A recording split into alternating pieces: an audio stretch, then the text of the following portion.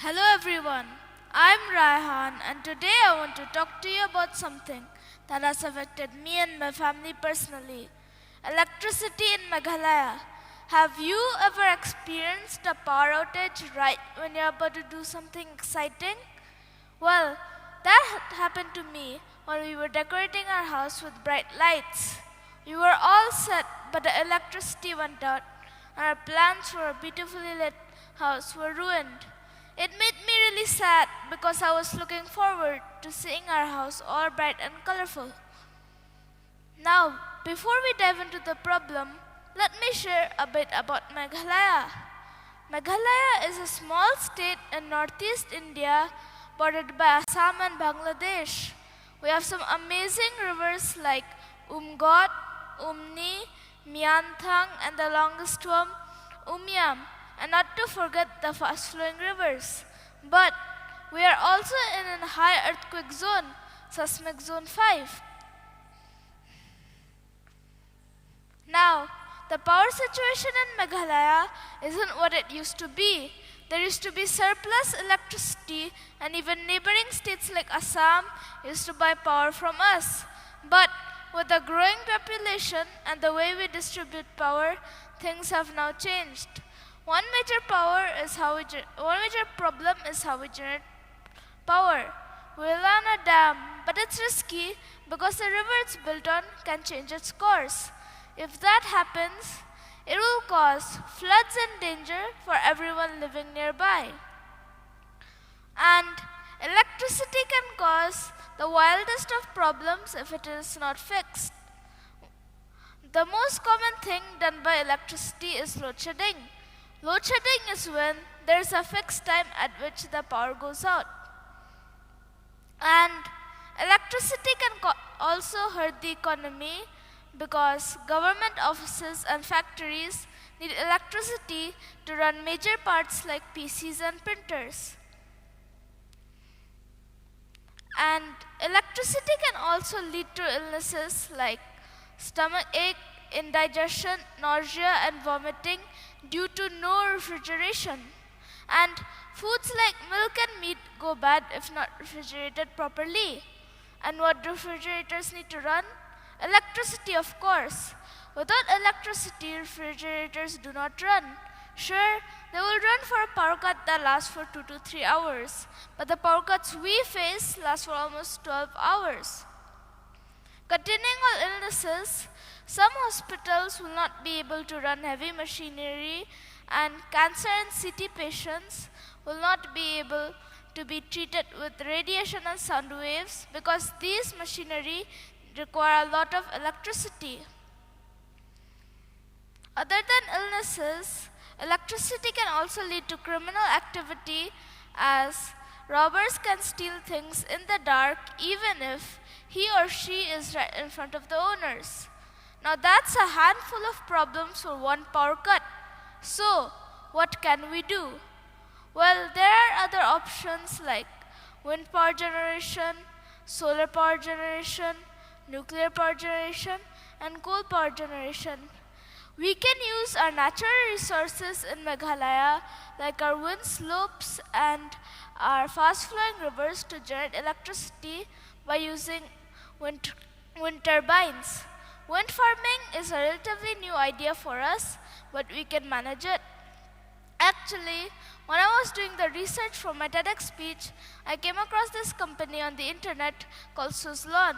Suzlon is a company that builds wind turbines, sets up wind turbines, and manages the power generated by wind turbines. So I thought of an idea where the government of Meghalaya and Suzlon could collaborate to build wind turbines all across the state, and maybe Suzlon can keep half the profits from this collaboration. Continuing on alternative sources of power generation, I would like to go with solar power generation next. Solar power generation is a relatively good idea since Meghalaya has some extremely hot regions, mainly in the Meghalaya has some hot areas like in the villages of Garo Hills, but we cannot use solar power generation in the eastern regions where it is cold and humid.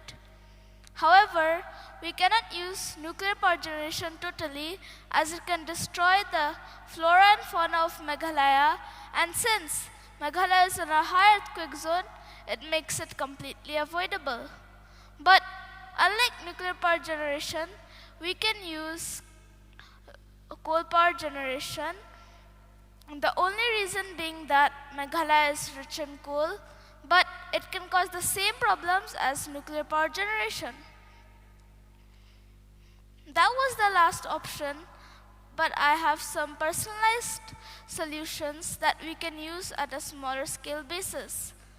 In the first solution, we will take the help of kinetic energy to generate power and set up something like exercise cycles, which can be hooked up to a power cable, and whenever somebody will pedal these exercise cycles, power will be generated.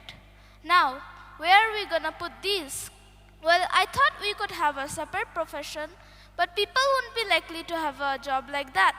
So, we can put these in gyms and playgrounds, and at the gym, maybe people can work out and generate electricity at the same time, and at the playground, kids can compete to see who can generate more electricity. Now, the second solution is a whole new idea that the British invented. This uses the same system as buoys, where they go up and down in water to generate electricity. But unlike buoys, they have a different shape. They have a long tube-like structure, which is divided into a couple of parts with smaller water containers inside of them. And these water containers are connected, and whenever water is passed from one container to another, electricity is generated. And we are going to put these in our fast-flowing rivers of Meghalaya so that they can generate a lot of power. But keep in mind that these are built for the ocean and not for rivers, so we need to modify it a little. Another problem is how at the present times we are using a good source of power generation, but we are not maintaining it properly. Power generators are either being stolen or broken, and the Umiam Dam's condition is terrible, and ropes are currently holding it up. So, before we change the way we generate power, we need to fix our current source of power generation and maintain and fix power generators. Now, my message to all of you is that we can find creative solutions to fix Meghalaya's power generation and make energy saving a habit. Maybe we could use less heaters and make bonfires outside when it is cold, or stop using high power desktops. Like Thomas A. Edison once said, "I didn't fail 1,000 times. The light bulb was an invention with 1,000 steps."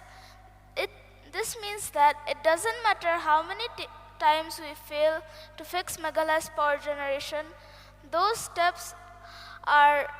failures are just steps to do so. That's all from me. Thank you for listening.